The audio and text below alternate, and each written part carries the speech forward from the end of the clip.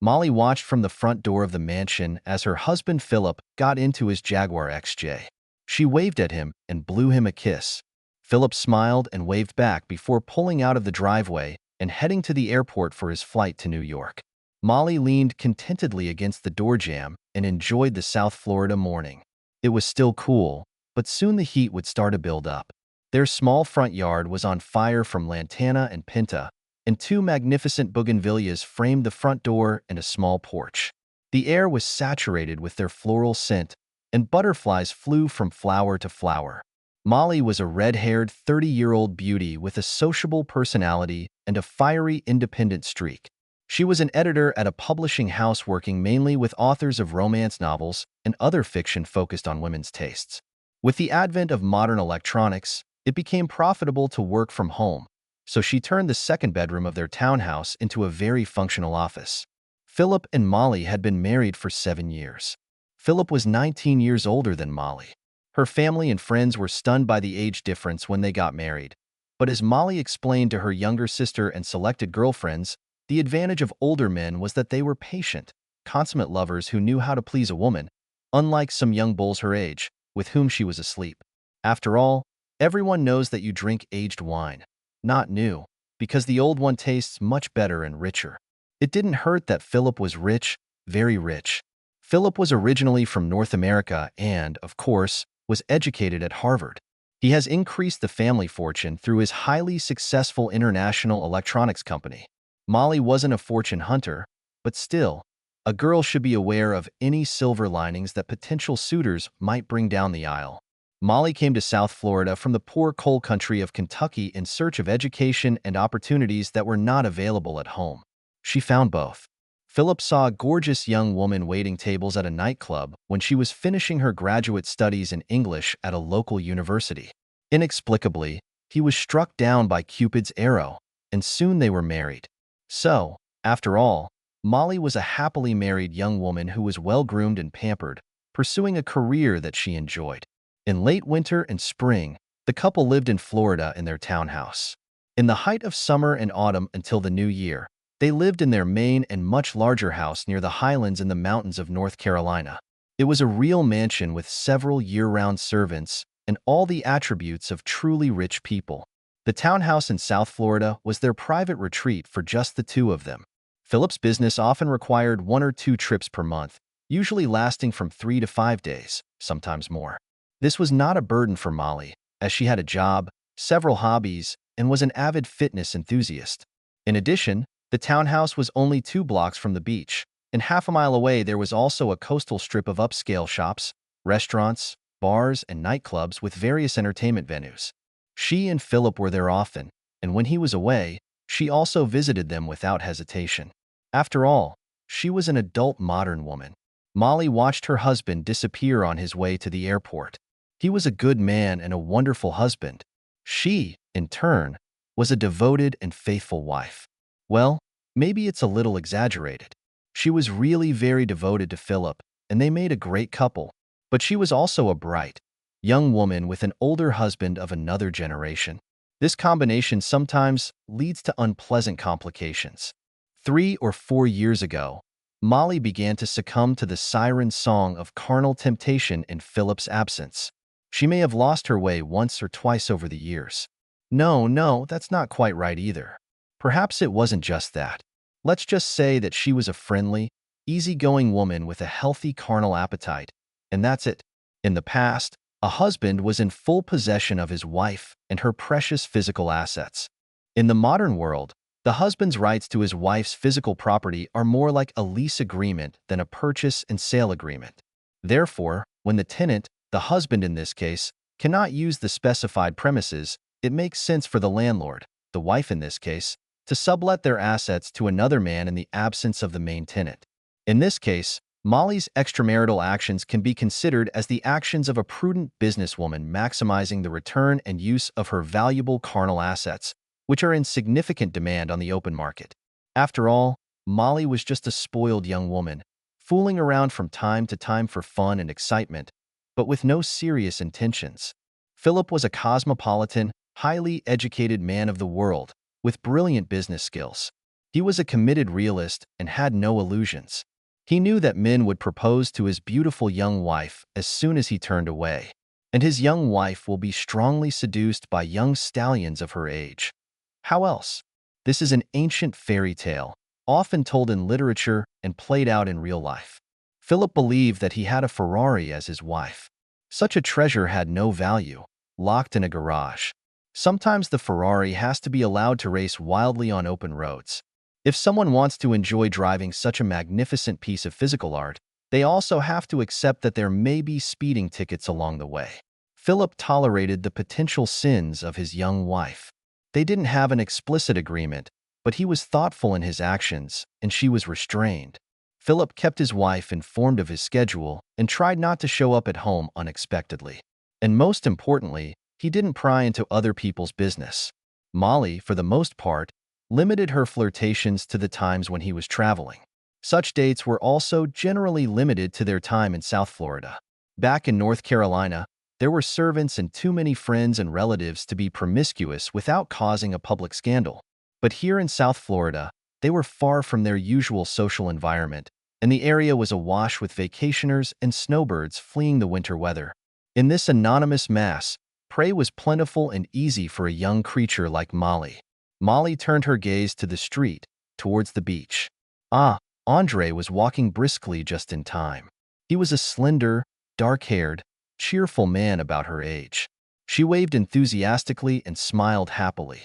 Andre waved back. Last year, Andre invited Molly to dance at a nightclub, and one thing quickly led to another. He was a Parisian and obviously rich, as he took a month off every spring to relax in South Florida. He had a large beach house a few blocks from Molly's townhouse, and they met there periodically when Philip was out of town. But today Andre came to her, wanting to renew their stormy acquaintance last year. He arrived only yesterday, and when he called shortly after arriving, he was delighted that her husband was leaving this morning. A shudder ran through Molly's body. Well, you know what they say about French lovers. She could guarantee that their reputation was well-deserved. Molly was imbued with the exotic, dark charm of a foreign lover, as in the romance novels she edited. When Andre stepped onto the porch, Molly reached out, pulled him inside, and closed the door. Molly broke off the kiss, turned around and, panting with anticipation, dragged Andre up the stairs to the family bedroom. The couple quickly headed for the bed. It was an antique iron bed, high enough that Molly had to take a short jump to sit on the edge. Then there were footsteps on the stairs and a fatal hail. "Darling?" Molly did not hear her husband's car pull up. The automatic lock on the car door rang and the front door opened. The most terrifying moment of an adulterous date has come. An unsuspecting husband suddenly appears on the scene. Andre's head flew up between Molly's legs, and his eyes widened in alarm. From Molly's point of view, looking down at him, Andre looked like a frightened groundhog that had jumped out of its hole to look at some unexpected danger. The approaching catastrophe of her husband's imminent arrival at the love pageant precluded any delay. Otherwise, Molly would have shuddered with laughter at the sight of Andre between her thighs, looking around in horror. Andre hissed, "Your husband." Simultaneously with Molly's hiss, "My husband. Dear, the airline has sent a message that my flight has been canceled. I'll take a later flight." The couple jumped out of bed. They heard Philip's slow footsteps as he climbed the stairs. It was a dull stroke of fate, coming step by step. Andre grabbed Molly's hand and whispered hysterically, "My God, what are we going to do?" Andre was scared. Molly thought there was something. A deceived husband, upon discovering an uninvited guest in his wife's bed, often reacts quite violently with anger, usually directed at the uninvited guest. Philip's muscular and athletic physique was part of her attraction to him. At one time, Philip was even a moderately successful heavyweight at the Harvard Boxing Club. Andre was more of an intellectual type, inclined towards poetry and art rather than sports. If it came to a conflict, there would hardly be any doubt about the result, despite their different ages. There was little choice: accept and surrender to Philippe or hide Andre. Molly frantically assessed the deteriorating situation, like a general on a battlefield holding back a catastrophic defeat. Philippe was too close for Andre to sneak into her office in the second bedroom. Both the closet and the bathroom would provide initial cover, but there was no hiding place inside if Philip happened to look in there. But the antique bed has a gap of at least 30 inches, and the blanket hangs almost to the floor. Molly pushed Andre towards the bed and hissed insistently, "Get deep inside and lie still, no matter what happens." Andre didn't hesitate. He threw himself on the floor. There was a thud as Andre hit his head on the lower iron handrail. Andre grunted, stopped, and clutched his forehead. Molly put her foot on Andre's bare ass, pushing him forward, and whispered desperately, "For God's sake, hurry up." Andre redoubled his efforts, crawling under the bed. The last thing Molly saw were his shuffling feet, desperately pushing his bare buttocks and legs under the bed. Oh my God, this is turning into a vaudeville farce, or one of those convoluted Shakespearean comedies, she thought. Molly smoothed out the blanket in the place where they had crumpled the surface a minute before. Jumping out of bed, she scooped up their discarded clothes and shoes, which lay in a pile on the bedroom floor. Molly rushed into the bathroom and stuffed everything into the dirty clothes basket. She sang, "I'm in the bathroom, darling. I'm taking a bath." With that, Molly turned on the faucet in the tub. She was a versatile girl and periodically enjoyed sensual relaxation by reading trashy novels. That, at least, was a plausible explanation for her nakedness. Molly hurried back and searched the bedroom for any incriminating evidence that might alert her husband to the presence of an intruder. That's it. One of Andre's shoes fell out of her collection of discarded clothes. Molly was an excellent soccer player in high school and kicked her shoe under the bed. In desperation, she may have put too much humph into the punch, and a startled grunt came from under the bed. Approaching the bedroom door outwardly calmly, Molly feigned a smile and asked, "What did you say happened to your flight?" "Is something wrong, dear?" Philip walked through the bedroom door. His large, muscular figure, dressed in a strict Brioni suit, exuded an atmosphere of competence and masculinity. "Oh, yes, this is the man I married, and for good reason," Molly reminded herself. "Oh no, it's all right. The airline texted me halfway to the airport that my flight was canceled and I was rebooked for a later flight. I sent it to you."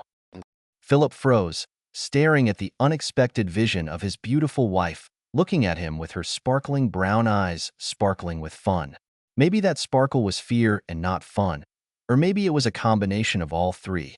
"I did not expect such a pleasant welcome at home. Like I said, I sent you a message saying I was coming home and offered you a cup of coffee with one of those lovely blueberry muffins you made this morning." Among her many talents, Molly was also a skilled cook. She enjoyed cooking and cooking for Philip.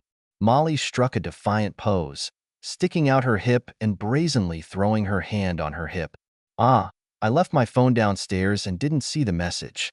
Well, I was going to take a good soak before I started my editorial work." She continued teasing, "I suppose I can be persuaded to put it off for coffee and cupcakes with my husband." Molly turned and retreated into the bathroom, turning off the faucet. She shouted over her shoulder, "And how much time do you have, dear?" As Molly reached for the robe hanging on the bathroom door, two muscular arms wrapped around her and effortlessly lifted her off the ground. Philip carried his struggling and laughing wife to the bed, where he laid her face down on the blanket. He held her there with one hand, taking off his clothes while she playfully tried to escape. After all, she had no desire to actually dodge what was about to happen. Philip said with a laugh, "Oh, you little minx. Long enough to have a quickie with my wife, and then have coffee and cupcakes with her." Panic-stricken, Andre lay motionless, face down, under the bed. His forehead throbbed where his head had hit the headboard, and his face burned where Molly had kicked him with her shoe. He forced himself to lie still like a corpse. He had seen Philip with Molly several times in the past year. He had no desire to meet face-to-face with the big man whose wife he had so thoroughly screwed over last year and had just tried to repeat. Andre suspected that such a confrontation would not end well for him. Andre could hear everything that was being said between the wife and husband and watch what was happening. Well, he could watch what was happening on the floor. He heard Molly land on the bed above him and saw her husband's clothes cascade to the floor and be thrown aside. Apparently, Philip had spread Molly's legs. Andre had Molly's engine running on all cylinders before her husband arrived. Now she was warmed up and hot. The bed began to rise rhythmically, accompanied by Molly's steady, happy sighs, which Andre had known so well since last year. As the pace accelerated, Andre began to fear that the 200-year-old cast-iron bed frame would undergo a fragile fatigue fracture and leave him trapped under the springs, mattress, and vigorously copulating bodies. The bed was shaking, creaking, and moaning as if she was having a nervous breakdown. The steady slapping of flesh against flesh was accompanied by Molly's frantic screams. "Oh yes, baby! Oh yes!" Finally, Philippe let out a bull roar, standing on tiptoe, and Molly's legs disappeared from Andre's field of vision. Molly's joyful screams, oh, oh my God," announced that all the participants were enjoying a successful copulation. The panting couple sat down on the edge of the bed, catching their breath. Molly exhaled, "Oh my God, I'm so glad the plane was canceled." Andre, relieved that the bed frame had withstood the dynamic load of the couple's love fest, watched as the ankles headed for the bathroom. Molly pushed Philip towards the shower and ordered, "Take a quick shower, get dressed, and come back. I'll make fresh coffee and warm up the cupcakes." Molly grabbed her robe from the back of the bathroom door and put it on. She blew a kiss to her husband while he was taking a shower and then returned to the bedroom. Molly tiptoed over to the bed and knelt down to look under it. She covered her mouth with her hand to stifle a giggle. Andre was lying naked and motionless right under the place where her husband had just turned off her light. Ridiculous irony of the situation tickled Molly's funny side. A disgusting yellow-blue scar formed on Andre's forehead from the bed frame, and his right eye began to turn black from being hit by a shoe. "Oh, you poor thing," Molly exclaimed softly. She put her finger to her lips and whispered, "Shh, don't move. The floors are creaking. He'll hear you. I'll come for you when everything is clear."